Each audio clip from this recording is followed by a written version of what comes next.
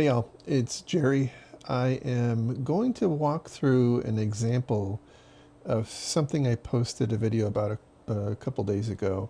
The premise of that was that a lot of breaches, in my experience, are the result of a lack of imagination on the part of IT people.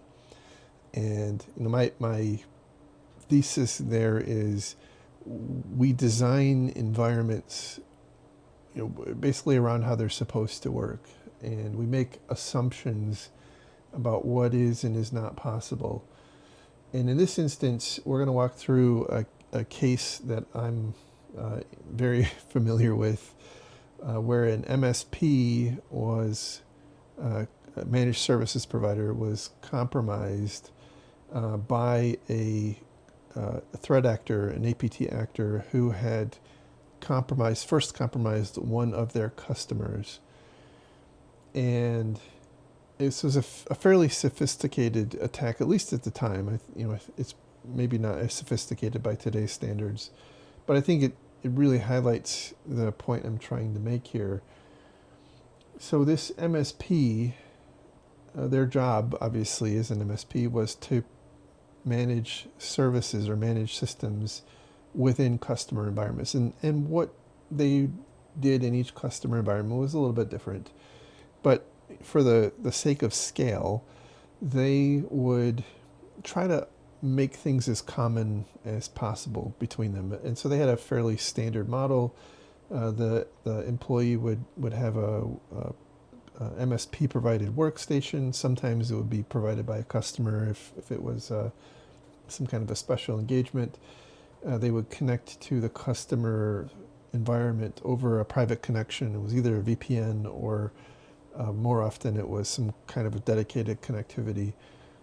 And all of the connectivity was done between the employee, the MSP employee, and the customer systems through a Citrix server, through one of these Citrix servers that resided inside the customer's network. Now, those were the responsibility of the customer to manage, not the MSP.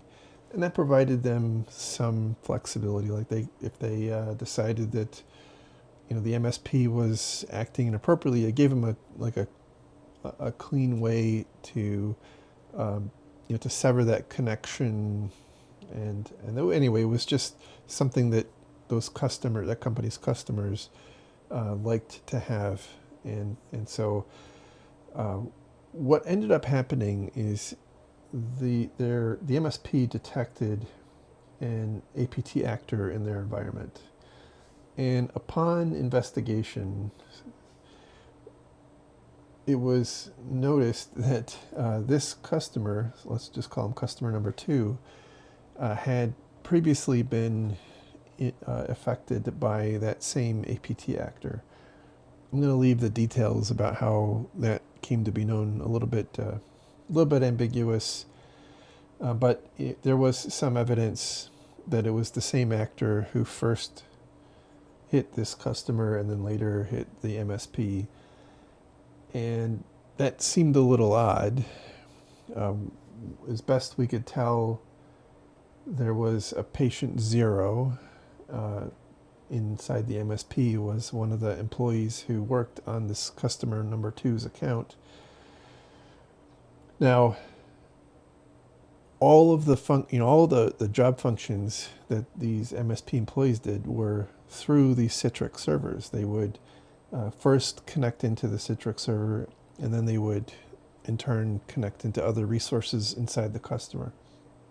There was no connectivity back from the customers to the MSP or between each other. It was firewalled off. There were no routes and that sort of stuff. So it was there was an attempt made to be reasonably secure, and it was thought that these Citrix systems were safe enough, right? If they had been compromised by a bad actor or infected, there's really no way for them to connect back into the MSP. Like that traffic gets blocked by a firewall. There's just no way, right? And so for the normal operation of a Citrix session, it was viewed that there's nothing in the protocol that would allow transporting malicious activity unless there was some sort of unknown exploit inside the Citrix protocol or the Citrix client or what have you. So it was viewed as being relatively safe. But what ended up happening is that this customer was in fact compromised, and the threat actor did compromise this Citrix server, and the threat actor noticed that this Citrix server would map network drives on inside the context of the user's session back to their desktop or their laptop. So that means that when they logged into the Citrix system, they could see virtual instances of their My Documents that's back on their physical laptop, back at home, and that would allow them to, share documents and whatnot. I know what you're thinking, like, is that how it happened? And it's kind of. In addition to what I'll call the user shares, there was also an administrative share. It would map the $C share, and I honestly don't recall if this was standard Citrix fare at the time, or if this was something that the threat actor had induced the Citrix server to do. But it was a configuration option in the Citrix client that hadn't been disabled. But anyway, the threat actor was able to drop through that share, through the $C share. They were able to drop a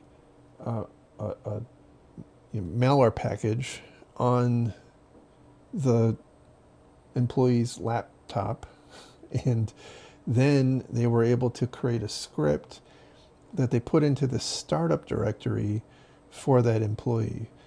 And that meant that once the employee rebooted their laptop, even after they were disconnected from this